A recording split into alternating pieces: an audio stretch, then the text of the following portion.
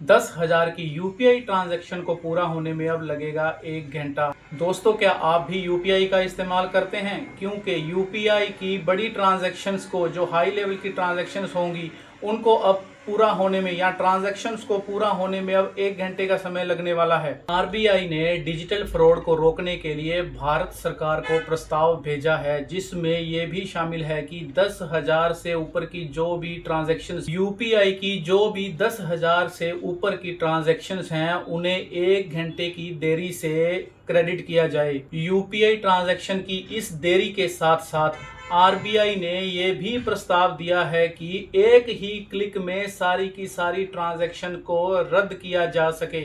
RBI द्वारा digital transactions को लेकर होने वाले फ्रॉड को रोकने के लिए ठोस कदम उठाए हैं, जिनमें आरबीआई के 5 मास्टर प्लान शामिल हैं, जो भारत सरकार को प्रस्तावित किए हैं। अब ये नियम क्यों लाया जा रहा है? दरअसल साइबर क्राइम रिपोर्ट के आंकड़ों के अनुसार 2025 में लाखों की तादाद में फ्रॉड्स हुए थे और आम नागरिकों के बैंक खातों में से लाखों रुपयों की चोरी कर ली गई थी। गौर करने वाली बात यह है कि इस फ्रॉड के अंदर 98% से भी ज्यादा जो हिस्सा है वो 10,000 की ऊपर की पेमेंट का ही रहा है।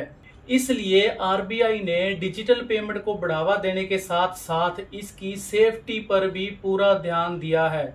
इसलिए आरबीआई डिजिटल पेमेंट को बढ़ावा देने के साथ साथ इसकी सेफ्टी को लेकर भी विचार कर रहा है। आरबीआई ने 5 मास्टर प्लान तैयार किए हैं, जिनमें से पहला ये है कि अगर आपको या यूपीआई यूज़र को ये लगता है कि उसके साथ कोई धोखाधड़ी हो रही है या धोखाधड़ी हो सकती है, तो वो यूज़र एक क्लिक के साथ अपने सभी डिजिटल पेमेंट्स मोड को एक ही क्लिक में बंद कर सकता है। यानी एक ही क्लिक में आप अपने यूपीआई, नेट बैंकिंग या कार्ड्स की सेफ्टी कर सकते हैं। अब दूसरा ये है कि 10,000 की अमाउंट के ऊपर 1 घंटे का वेटिंग पीरियड रहेगा।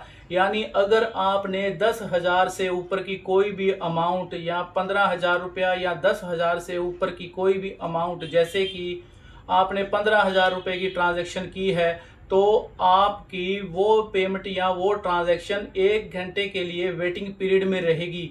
आपके अमाउंट आपके अकाउंट से कट जाएगी, लेकिन आपकी वो अमाउंट आपके बैंक खाते में ही रहेगी, या यूं कहो कि वो पेमेंट जो है बैंक के पास ही रहेगी। जो आपने यूपीआई की ट्रांजैक्शंस की हैं, वो पेमेंट बैंक के पास ही रहेगी।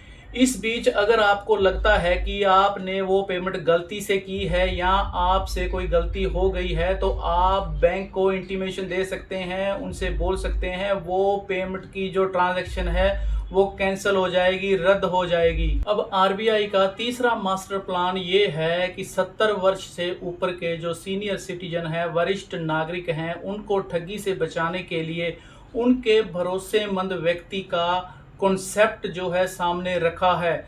जब भी 70 साल से ऊपर के सीनियर सिटीजन जो हैं अगर यूपीआई से ट्रांजैक्शन करते हैं, तो उनके किसी एक भरोसेमंद व्यक्ति से वेरिफिकेशन करवाना ज़रूरी होगा, ताकि बुजुर्गों के साथ होने वाला डिजिटल फ्रॉड है उसे रोका जा सके, उस पर लगाम लगाई जा सके। अब चौथा मास्टर प्लान ये है कि आरबीआई जो है अब बैंक खातों की क्रेडिट सीमा को तय करने जा रहा है। इस प्लान में आरबीआई हर साल होने वाली ट्रांजैक्शन की जो क्रेडिट है आप जो जमा करवाते हैं उसको फिक्स किया जाएगा, ताकि फ्रॉड से बचा जा सके। अगर किसी खाते में तय सीमा से ज़्यादा की अमाउंट क्रेडिट होती है, तो उस सिचुएशन में उस अमाउंट को शैडो क्रेडिट के अंदर रखा जाएगा। यानी पैसा खाते में तो दिखाई देगा, लेकिन ग्राहक या खाता धारक उसे तब तक नहीं निकाल सकता जब तक कि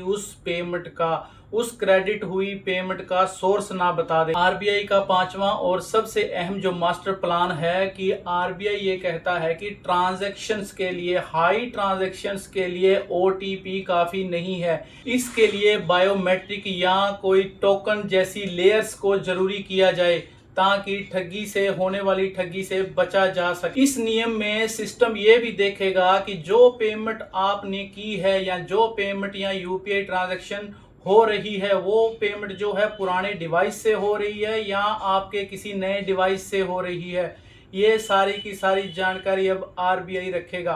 दोस्तों, आरबीआई के इन नए नियमों को लागू होने से होने वाली ट्रांजैक्शंस की जो इंस्टेंट सुविधा है वो थोड़ी धीमी जरूर पड़ जाएगी, लेकिन आपका और यूपीआई धारक का जो सेफ्टी लेवल है वो कई गुना बढ़ जाएगा। आरबीआई के ये जो नियम हैं अभी प्रस्तावित हैं, लागू नहीं हुए हैं।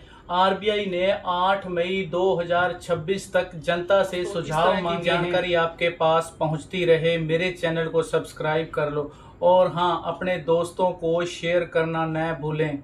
Thank you.